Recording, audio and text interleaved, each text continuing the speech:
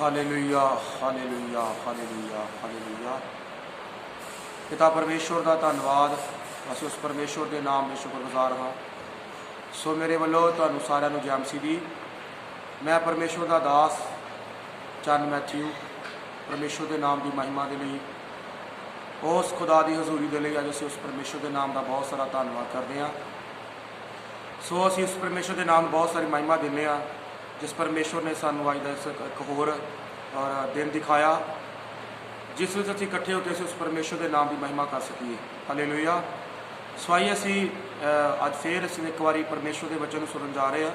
उस तो पहले असीं अपनी अखां बंद करांगे और असीं प्रार्थना करांगे।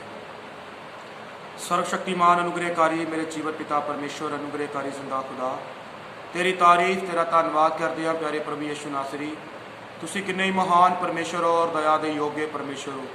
तुहाडा धन्यवाद करते अज दे इस पवित्र दिन वास्ते प्रभु यीशु राजा। तुसीं सानू खुदावंदा एक दिन होर बख्शिया कि असीं उस तेरे नाम की महिमा कर सकीए। प्यारे परमेश्वर अज जो वचन तेरे लोगों को सुनाया जाए आशीष का कारण बने। तुसीं अपने लोगों को बहुत सारी बताइत रूप नाल बरकत दे पिता परमेश्वर। ये वचन खुदावंदा तेरे लोगों की जिंदगी बहुत सारी आशीष का कारण बन जाए। प्यारे परमेश्वर अपने दास में अपना फजल दे के इस्तेमाल करो। साडी प्रार्थना सुन के कबूल करो। प्रार्थना प्रभु यीशु मसीह के नाम च मंगते हैं, आमीन। सो असीं खुदा के नाम के बड़े शुक्रगुजार हाँ कि उस प्रभु ने सानू और अपने फजल दे के परमेश्वर ने संभाल के रखा। सो प्यारे भैन भाईओ, आइए अज असीं इस परमेश्वर के वचन विचों गलबात करांगे। सो अज वचन विचों सीखांगे वचन के विचों कि सानू हर हाल विच परमेश्वर का धन्यवाद करना चाहिए है। हर हाल विच असीं उस परमेश्वर के नाम का धन्यवाद करिए। सो परमेश्वर के वचन विचों एक आयत नूं पढ़ांगे असीं और वचन विच जो असीं खुदा दे वचन चों पढ़ते हैं सानू बहुत ऐसिया थावां ने जिथे सानू वेखण नूं मिलदा है कि प्रभु यीशु मसीह और साडे कोलों धन्यवाद चाहुंदा है कि असीं परमेश्वर का धन्यवाद करिए, असीं उस परमेश्वर के नाम की महिमा करिए, असीं उस परमेश्वर के नाम के शुक्रगुजार बणीए। कई बारी साडी जिंदगी इस तरह हुंदा है कि जो सानू खुदा की लोड़ हुंदी आ उदों असीं धन्नवाद करते हैं और जो लोड़ पूरी हो जाती है तो फिर असीं उस परमेश्वर का धन्नवाद करना भुल जाते हैं। मैं आम अक्सर और कई लोगों को देखा है कि जो कितने बाहर जाना हो, कोई जरूरी काम हो और जो सानू परमेश्वर की जरूरत हो असीं प्रार्थना करके जाते हैं कि प्रभु जी मेरा एक काम फलाना बन जाए, मैं जा रहा तो मैनू कोई मुश्किल ना आए। और जो वो काम हो जाता है क्लीयर बन जाता है तो फिर घर आके और लोग परमेश्वर का धन्नवाद करना भुल जाते हैं। जो काम सारा खत्म हो गया फिर परमेश्वर को भुल गए कि असीं उस परमेश्वर का धन्नवाद करिए। लेकिन प्यारे भैन भाईओ, परमेश्वर का वचन सानू दसदा है।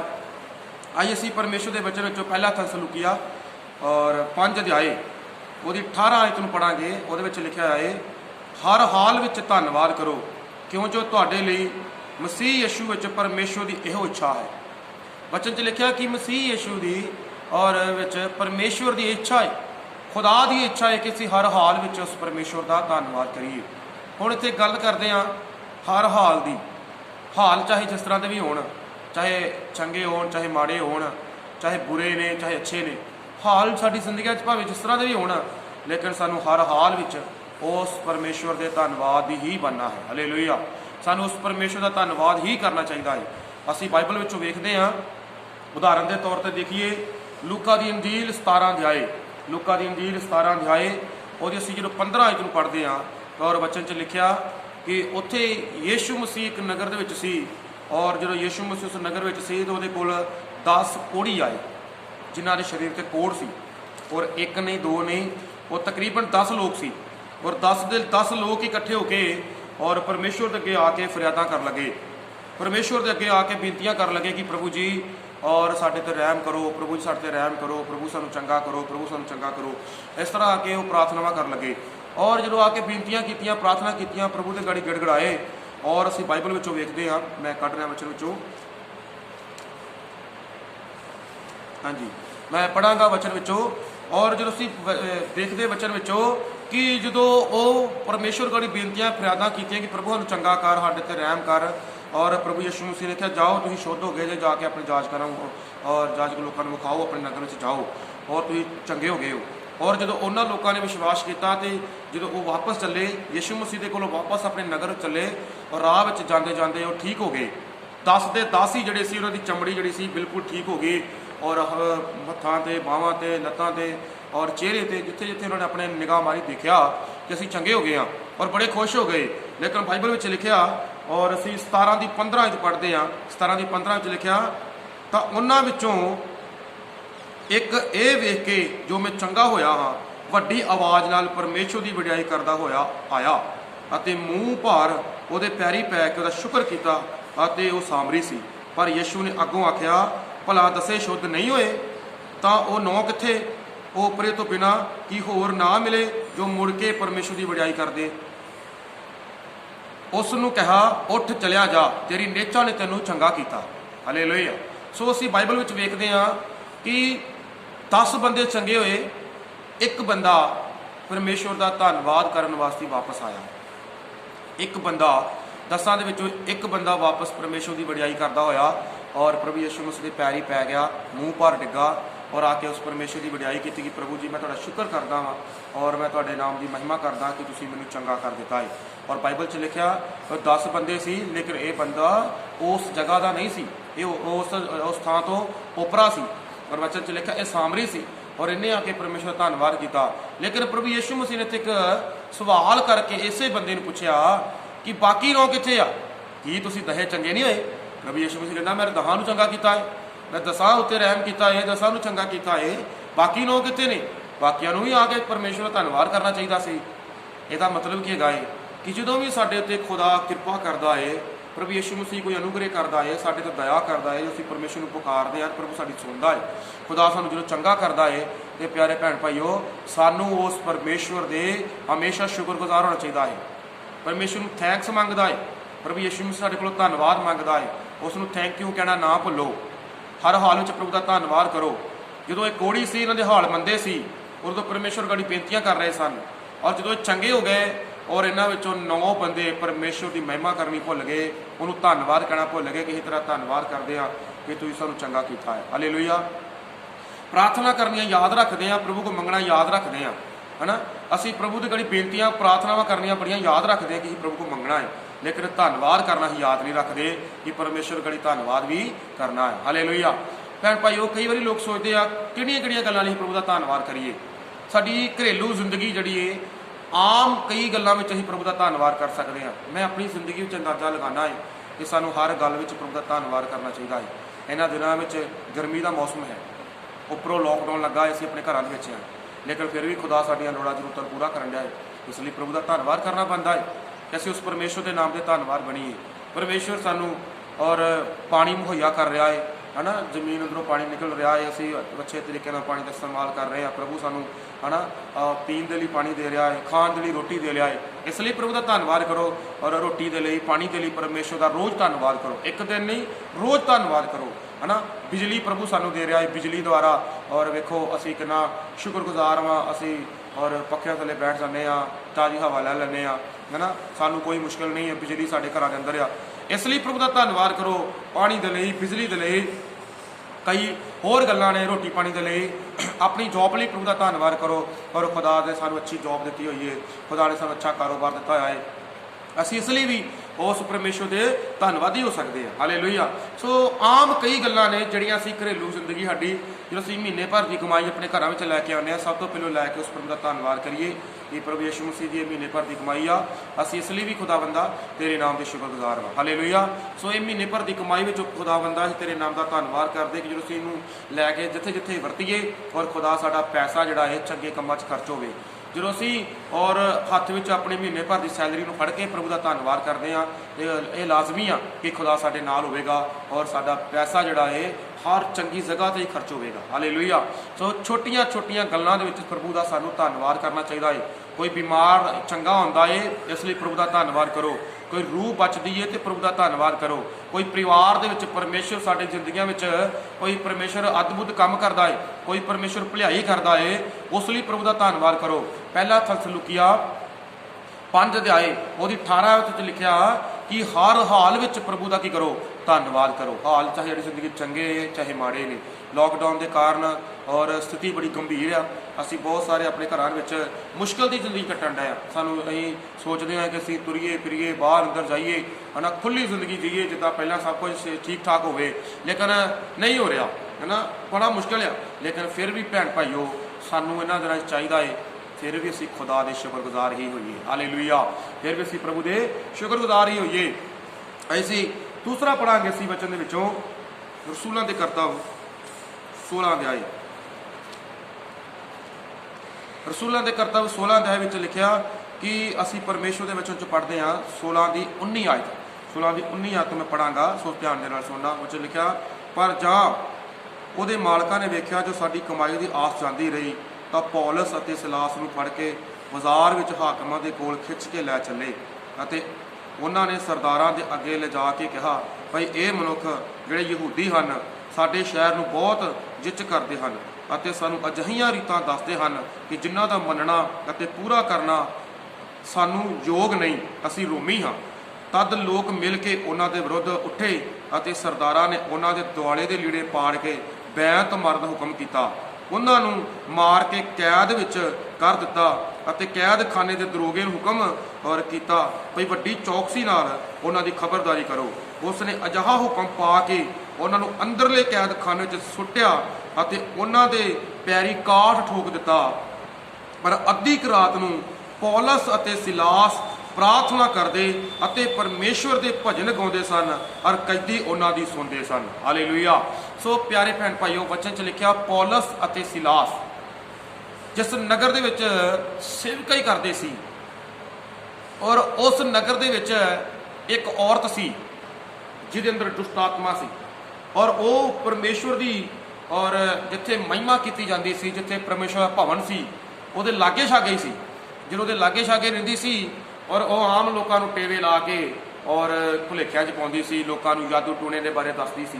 ਕਈ ਦਿਨ ਤੇ ਪੌਲਸ ਤੇ ਸਿਲਾਸ ਨੇ ਚਾਹਿਆ ਕਿ ਚਲੋ ਹਟ ਜਾਏਗੀ, ਲੇਕਿਨ ਜਦੋਂ ਜ਼ਿਆਦਾ ਹੀ ਉਹਦੀ ਧੁੰਮ ਮਚਣੀ ਸ਼ੁਰੂ ਹੋ ਗਈ ਔਰ ਜ਼ਿਆਦਾ ਹੀ ਪੌਲਸ ਤੇ ਸਿਲਾਸ ਨੂੰ ਵੀ ਪਰੇਸ਼ਾਨ ਕਰਨਾ ਸ਼ੁਰੂ ਕੀਤਾ ਕਿ ਇਹ ਪਰਮੇਸ਼ਰ ਦੇ ਬੰਦੇ ਆ, ਇਹ ਪਰਮੇਸ਼ਰ ਦੇ ਬੰਦੇ ਆ, ਰੌਲਾ ਪਾਉਣਾ ਸ਼ੁਰੂ ਕੀਤਾ।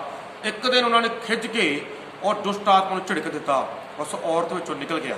ਉਸ ਔਰਤ ਜਦੋਂ ਨਿਕਲ ਗਿਆ ਔਰ ਜਿਨ੍ਹਾਂ ਲੋਕਾਂ ਨੇ ਉਸ ਔਰਤ ਨੂੰ ਔਰ ਆਪਣੀ ਕਮਾਈ ਦਾ ਸਾਧਨ ਬਣਾ ਕੇ ਰੱਖਿਆ ਹੋਇਆ ਸੀ, ਸੋ ਪਿਆਰੇ ਭੈਣ ਭਾਈਓ, ਵਚਨ 'ਚ ਲਿਖਿਆ ਉਹਨਾਂ ਲੋਕਾਂ ਨੂੰ ਬੜਾ ਗੁੱਸਾ ਆ ਗਿਆ ਕਿ ਇਹਨਾਂ ਬੰਦਿਆਂ ਨੇ ਆ ਕੇ ਸਾਡੀ ਕਮਾਈ ਦੀ ਆਸ ਖਤਮ ਕਰ ਦਿੱਤੀ ਆ।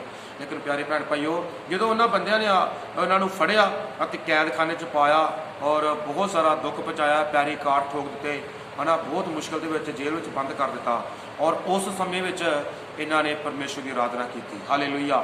ਸੋ ਮੈਂ ਤੁਹਾਨੂੰ ਦੱਸਦਾ ਪਿਆ ਕਿ ਹਰ ਹਾਲ ਵਿੱਚ ਸਾਡੀ ਜ਼ਿੰਦਗੀ ਵਿੱਚ ਹਾਲ ਚਾਹੇ ਜਿਸ ਤਰ੍ਹਾਂ ਦਾ ਮਰਜ਼ੀ ਹੋਵੇ, ਲੇਕਿਨ ਸਾਨੂੰ ਹਰ ਹਾਲ ਵਿੱਚ ਪਰਮੇਸ਼ਵਰ ਦਾ ਧੰਨਵਾਦ ਕਰਨ ਦੀ ਲੋੜ ਆ।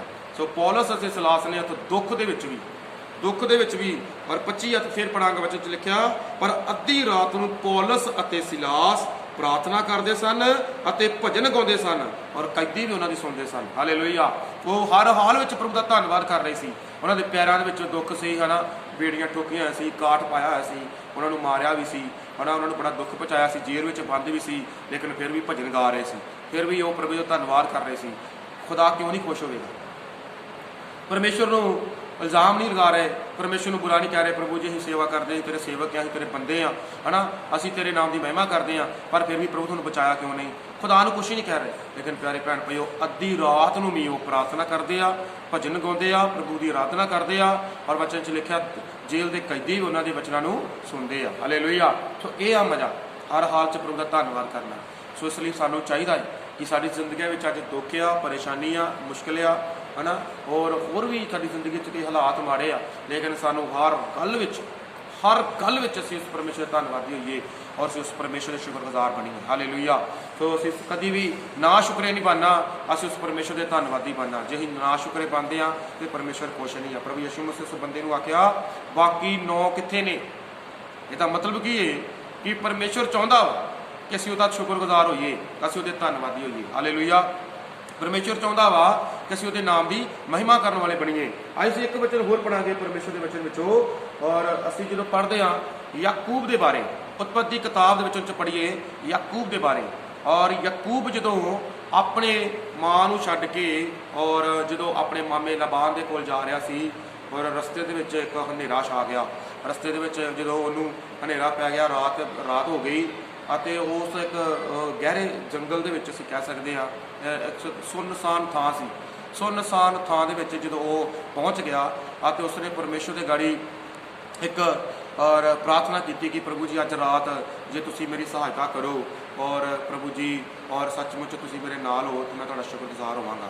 ਔਰ ਵਚਨ 'ਚ ਲਿਖਿਆ ਜਦੋਂ ਉਹਨੇ ਇੱਕ ਪੱਥਰ ਲਿਆ ਔਰ ਉਹ ਸੌਂ ਗਿਆ। ਔਰ ਪੱਥਰ ਲਿਆ ਜਦੋਂ ਸੌਂ ਗਿਆ ਔਰ ਉਸ ਤੋਂ ਬਾਅਦ ਅਸੀਂ ਵਚਨ 'ਚ ਵੇਖਦੇ ਹਾਂ ਉਦੋਂ ਜਦੋਂ ਗਾੜੀ ਨੀਂਦ ਆ ਗਈ ਔਰ ਉਸਨੇ ਇੱਕ ਦਰਸ਼ਨ ਨੂੰ ਪਾਇਆ। ਉਸਨੇ ਇੱਕ ਦਰਸ਼ਨ ਦੇਖਿਆ ਕਿ ਪਰਮੇਸ਼ਵਰ ਦੇ ਦੂਤ ਔਰ ਆਕਾਸ਼ ਉੱਪਰ ਹੇਠਾਂ ਨੂੰ ਆਉਂਦੇ ਨੇ ਔਰ ਫਿਰ ਉੱਪਰ ਨੂੰ ਜਾਂਦੇ ਨੇ ਔਰ ਇੱਕ ਵੱਡੀ ਪੌੜੀ ਲੱਗੀ ਹੋਈ ਆ ਜ਼ਮੀਨ ਤੋਂ ਲੈ ਕੇ ਆਕਾਸ਼ ਤੱਕ ਔਰ ਪਰਮੇਸ਼ਵਰ ਦੇ ਦੂਤ ਉਤਰਦੇ ਨੇ ਚੜ੍ਹਦੇ ਨੇ, ਉਤਰਦੇ ਨੇ ਚੜ੍ਹਦੇ ਨੇ। ਔਰ ਜਦੋਂ ਅਸੀਂ ਵਚਨ 'ਚ ਵੇਖਦੇ ਹਾਂ ਫਿਰ ਜਦੋਂ ਉਸਨੇ ਜਾਗ ਆ ਗਈ, ਖੁੱਲ੍ਹ ਗਈ, ਉਹਦੀ ਜਾਗ ਖੁੱਲ੍ਹੀ ਅਤੇ ਉਸਨੇ ਇਸ ਗੱਲ ਨੂੰ ਬੜਾ ਹੀ ਔਰ ਆਪਣੇ ਆਪ ਵਿੱਚ ਫੀਲ ਕੀਤਾ ਕਿ ਸੱਚਮੁੱਚ ਹੀ ਬਾਈਬਲ 'ਚ ਅਸੀਂ ਪੜ੍ਹਦੇ ਵਿੱਚ ਲਿਖਿਆ ਕਿ ਉਹ ਕਹਿੰਦਾ ਇਹ ਉਤਪਤੀ ਕਿਤਾਬ 27 ਅਧਿਆਏ ਉਹਦੀ 17 ਆਇਤ ਨੂੰ ਪੜ੍ਹੀਏ ਤੇ ਵਚਨ 'ਚ ਲਿਖਿਆ 27 ਦੀ 17 ਆਇਤ 'ਚ ਲਿਖਿਆ ਕਿ ਉਸ ਯਾਕੂਬ ਨੇ ਆਖਿਆ ਇਹ ਸਥਾਨ ਜਿਹੜਾ ਹੈ ਬੜਾ ਹੀ ਭਿਆਨਕ ਆ ਔਰ ਸੱਚਮੁੱਚ ਹੀ ਇਹ ਤੇ ਜਿਹੜੀ ਜਗ੍ਹਾ ਹੈਗੀ ਇਹ ਪਰਮੇਸ਼ਵਰ ਦੇ ਭਵਨ ਬਣਾਉਣ ਦੇ ਲਾਇਕ ਹੈਗੀ ਆ ਔਰ ਇਹ ਸਥਾਨ ਬਹੁਤ ਹੀ ਔਰ ਭਿਆਨਕ ਥਾਂ ਹੈ। ਇਹ ਤੇ ਸਗੋਂ ਖੁਦਾ ਦੇ ਔਰ ਡਿਓੜੀ ਆ, ਇਹ ਤੇ ਪਰਮੇਸ਼ਵਰ ਦੀ ਜੋ ਸਥਾਨ ਦੀ ਡਿਓੜੀ ਆ। ਉਸਨੇ ਆਖਿਆ ਔਰ ਉਹਨੇ ਆਪ ਹੀ ਸੁਖਣਾ ਸੁਖੀ ਕਿ ਜਦੋਂ ਅੱਗੇ ਜਾ ਰਿਹਾ ਪ੍ਰਭੂ ਮੈਨੂੰ ਖਾਣ ਨੂੰ ਰੋਟੀ ਦੇਵੇ, ਪੀਣ ਨੂੰ ਪਾਣੀ ਦੇਵੇ ਔਰ ਮੇਰੀ ਸਾਰੀ ਦੇਖਭਾਲ ਕਰੇ ਔਰ ਜਦੋਂ ਮੈਂ ਵਾਪਸ ਆਵਾਂਗਾ ਤੇ ਪ੍ਰਭੂ ਜੀ ਇੱਥੇ ਮੈਂ ਤੇਰਾ ਭਵਨ ਬਣਾਵਾਂਗਾ। ਫਿਰ ਉਸਨੇ ਆਪ ਹੀ ਸੁਖਣਾ ਸੁੱਖ ਕੇ ਆਖਿਆ ਕਿ ਪ੍ਰਭੂ ਇੱਥੇ ਮੈਂ ਤੇਰਾ ਕੀ ਬਣਾਵਾਂਗਾ, ਭਵਨ ਬਣਾਵਾਂਗਾ। ਉਸਨੇ ਪੱਥਰ ਜਿਹੜਾ ਲਿਆ ਸੀ ਉੱਥੇ ਰੱਖਿਆ, ਉਹ ਤੇ ਤੇਲ ਰੋੜ ਕੇ ਨਿਸ਼ਾਨੀ ਲਾ ਦਿੱਤੀ। ਉਹਨੇ ਪੱਕੀ ਜਗ੍ਹਾ ਦੀ ਨਿਸ਼ਾਨੀ ਲਾ ਕੇ ਅੱਗੇ ਚਲਾ ਗਿਆ ਕਿ ਜਦੋਂ ਮੈਂ ਸਹੀ ਸਲਾਮਤ ਵਾਪਸ ਮੁੜਾਂਗਾ ਤੇ ਮੈਂ ਪ੍ਰਭੂ ਤੇਰੇ ਭਵਨ ਬਣਾਵਾਂਗਾ।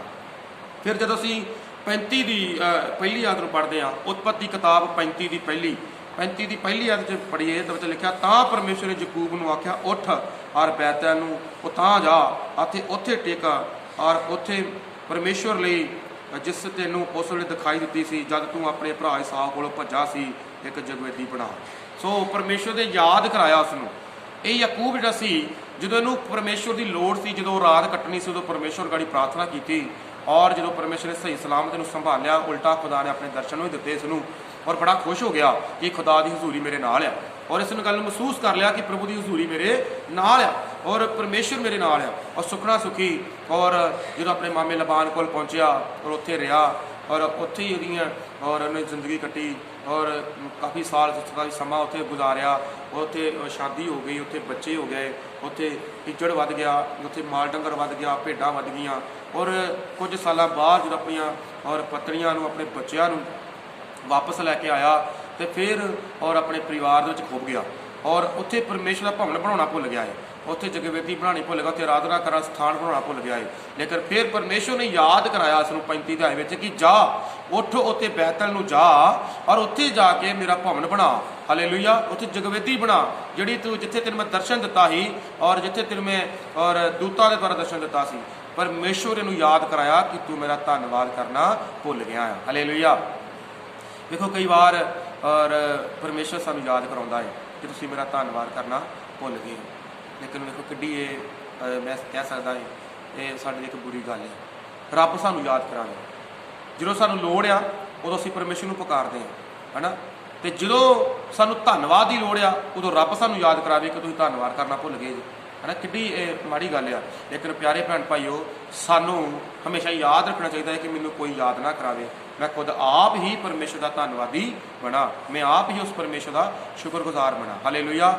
ਸੋ ਪਿਆਰੇ ਭੈਣ ਭਾਈਓ ਜੇ ਤੁਸੀਂ ਅੱਜ ਇਸ ਵਚਨ ਨੂੰ ਸੁਣ ਰਹੇ ਹੋ ਤਾਂ ਅੱਜ ਜ਼ਰੂਰ ਇੱਕ ਗੱਲ ਨੂੰ ਪੱਲੇ ਬੰਨੋ ਕਿ ਅਸੀਂ ਉਸ ਪਰਮੇਸ਼ਰ ਦਾ ਧੰਨਵਾਦ ਕਰਨਾ ਕਦੀ ਭੁੱਲਣਾ ਨਹੀਂ ਹੈ। ਧੰਨਵਾਦ ਕਰਨਾ ਪਰਮੇਸ਼ਰ ਨੂੰ ਪਸੰਦ ਹੈ। ਹਰ ਹਾਲ ਵਿੱਚ ਪੌਲਸ ਤੇ ਸਿਲਾਸ ਦਾ ਹਾਲ ਮਾੜਾ ਸੀ, ਜੇਲ੍ਹ ਅੰਦਰ ਬੰਦ ਸੀ, ਲੇਕਿਨ ਫਿਰ ਵੀ ਉਸਨੇ ਉਸ ਪਰਮੇਸ਼ਰ ਦਾ ਧੰਨਵਾਦ ਕੀਤਾ, ਭਜਨ ਗਾਏ, ਪ੍ਰਾਰਥਨਾ ਕੀਤੀਆਂ, ਉਸ ਪਰਮੇਸ਼ਰ ਦੀ ਵਡਿਆਈ ਕੀਤੀ, ਪਰਮੇਸ਼ਰ ਦੇ ਨਾਮ ਦੀ ਮਹਿਮਾ ਕੀਤੀ, ਉਸ ਖੁਦਾ ਦੇ ਨਾਮ ਦਾ ਸ਼ੁਕਰਗੁਜ਼ਾਰ ਬਣੇ। ਅੱਜ ਸਾਡੀ ਜ਼ਿੰਦਗੀ ਇਸੇ ਤਰ੍ਹਾਂ ਦੀ ਆ। ਅਸੀਂ ਵੀ ਚਾਹੇ ਆਪਣੇ ਘਰਾਂ ਦੇ ਵਿੱਚ ਆ, ਚਾਹੇ ਕਾਰੋਬਾਰ ਨਹੀਂ ਹੈਗਾ, ਚਾਹੇ ਹੈਗਾ ਵੀ ਆ, ਹੈ ਨਾ, ਚਾਹੇ ਅਸੀਂ ਚੰਗੇ ਆ, ਚਾਹੇ ਸੱਚਮੁੱਚ ਬੁਰੇ ਆ, ਚਾਹੇ ਸਾਡੀ ਸਿਹਤ ਚੰਗੀ ਆ, ਚਾਹੇ ਸਿਹਤ ਦੇ ਅੰਦਰ ਕੁਝ ਔਰ ਗੜਬੜੀਆਂ ਹੈਗੀਆਂ ਨੇ, लेकिन फिर भी सानू उस परमेश्वर का धन्नवाद करना कभी नहीं भुलाना चाहिए। हालेलुया। जे सानू परमेश्वर ने तंदुरुस्ती दी ने, जानू खुदा ने चंगी सेहत दी आ, तो सानू उस परमेश्वर के और धन्नवादी बनना चाहिए है। असी कभी भी ना शुक्रे ना होइए। बाइबल में लिखा कोड़ियां विचों 10 कोड़ियां प्रभु यीशु मसीह ने चंगा किया, लेकिन एक वापस आके परमेश्वर का शुक्रगुजार बनया, पैरी पै के प्रभु का थैंक्स किया, परमेश्वर का धन्नवाद किया कि प्रभु जी मैं तेरा शुक्रगुजार हाँ, इस कोड़ तो होर कोई सानू चंगा नहीं कर सकता ही, लेकिन तुसी सानू चंगा किया, इसलिए मैं तेरे शुक्रगुजार। और सब तो पहले मैं चाहया कि आके परमेश्वर तेरे नाम की महिमा करा, तेरा धन्नवाद करा और अपने आप मैं तेनू दिखावा, जातकों को विखाने तो पहला, अपने नगर के लोगों को विखाने तो पहला मैं तेनू दिखावा कि तुसी मैनू चंगा कर दिता है। हालेलुया। कितनी अच्छी गल सी, कोई बंदे ने आके उस परमेश्वर के नाम की महिमा की और खुदा खुश होया कि प्रभु यीशु मसीह ये गल चाहता सी कि बाकी भी 9 आके और आके कदमां गड़ी झुकन और नीवे होना और परमेश्वर का धन्नवाद करना, लेकिन बुरी गल सी कि बाकी 9 लोग वापस नहीं आए, लेकिन एक बंदे ने आके उस परमेश्वर का शुक्रगुजार किया। हालेलुया। सो असी उन्होंने 9 लोगों वर्गे नहीं बनना, ना शुक्रे नहीं बनना, असी एक वर्गे बनीए जिसने आके उस परमेश्वर का धन्नवाद किया। पहला सलूकिया 5 अध्याय और 18 आयत सानू सिखाती है कि हर हाल में प्रभु का धन्नवाद करो, ये परमेश्वर की इच्छा वा, ये किसी इंसान की इच्छा नहीं। भैन भाइयों, ये किसी भी और इंसान की इच्छा नहीं हैगी, ये प्रभु की इच्छा है कि असी हर हाल में उस परमेश्वर का धन्नवाद करिए। हर हाल च प्रभु का धन्नवाद करना सीखिए, सानू सीखना चाहिए है। छोटिया छोटिया गल्लां विच जो सानू रब की लोड़ होवे उदों प्रार्थना करिए, जो लोड़ पूरी हो जाए उदों प्रार्थना ना करिए। जो असीं घरों काम ते जाने उदों प्रार्थना करके जाने कि प्रभु तेरा शुक्रगुजार, सारी जिंदगी संभाल के रखी, काम विच मदद सहायता करना। जो वापस आ जाने और उदों कोई धन्नवाद नहीं। जो असीं बाहर जाने अपनी गड्डी लैके, अपनी बाइक लैके, उदों प्रभु का धन्नवाद करके जाने, लेकिन जो वापस सही सलामत घर वापस परतते हैं उदों भी सानू परमेश्वर का धन्नवाद ही करना चाहिए है। हालेलुया। सानू जांदे भी धन्नवाद करिए, आउंदे भी धन्नवाद करिए और हर हाल में असीं उस परमेश्वर का धन्नवाद जरूर करिए, ताकि खुदा की यही इच्छा है। हालेलुया। तुहाडी और मेरी जिंदगी च प्रभु की यही इच्छा है कि असीं उस परमेश्वर के और धन्नवादी होइए, असीं ना शुक्रे ना बनीए। हालेलुया। सो आइए असीं अपने खान बंद करिए और प्रार्थना करांगे। सर्वशक्तिमान मेरे जीवन पिता परमेश्वर, मेहरबान प्रभु यीशु राजा, तेरे वचन तो सीखते हैं खुदावंदा। पौलस अते सिलास बेड़ियां पिता परमेश्वर पैरों च ठोके हुए सी, काठ ठोके हुए सी, जकड़े हुए सी, जेल अंदर बंद सी, लेकिन फिर भी प्रार्थना करते, भजन गाते सी, तेरा धन्नवाद कर रहे सी। प्यारे यीशु राजा 10 कोड़ी हालेलुया प्रभु चंगे हुए, लेकिन उन्होंने एको ही बंदा धन्नवाद करने वास्ते वापस आया। तेरी इच्छा है, पहला सलूकिया 5 अध्याय 18 आयत दसदी पई है कि तेरी यही इच्छा है कि असीं हर हाल च प्रभु तेरा धन्नवाद करिए, हर हाल च प्रभु तेरे नाम के शुक्रगुजार होइए, हर हाल च प्रभु तेरे नाम की महिमा करिए। प्यारे पिता परमेश्वर मैं प्रार्थना करदा हाँ, तो अपने लोगों को अज के वचन द्वारा ही सिखा कि असीं भी खुदावंदा बाहर अंदर जाते भी प्रभु तेरा धन्नवाद करिए। खाण पीण दी चीज़ां तुहानूं दित्तियां प्रभु, रोज़ की रोटी सानूं दित्ती प्रभु, इसलिए तेरा धन्नवाद करिए। चंगी सेहत सानूं दित्ती प्रभु जी, इसलिए तेरा धन्नवाद करिए। हालेलुया। सानूं बिजली, पानी, चंगा मौसम, सारिया चीज़ों के लिए प्रभु जी असीं तेरा धन्नवाद करिए। जिंदगी के साह दित्ते ने, चंगी ऑक्सीजन सानूं दे रहा है, असीं इसलिए प्रभु तेरा धन्नवाद करिए। ऐ प्यारे खुदावंदा हालेलुया। अपने कारोबार के लिए, अपनी जॉब लिए पिता जो सानूं दित्ता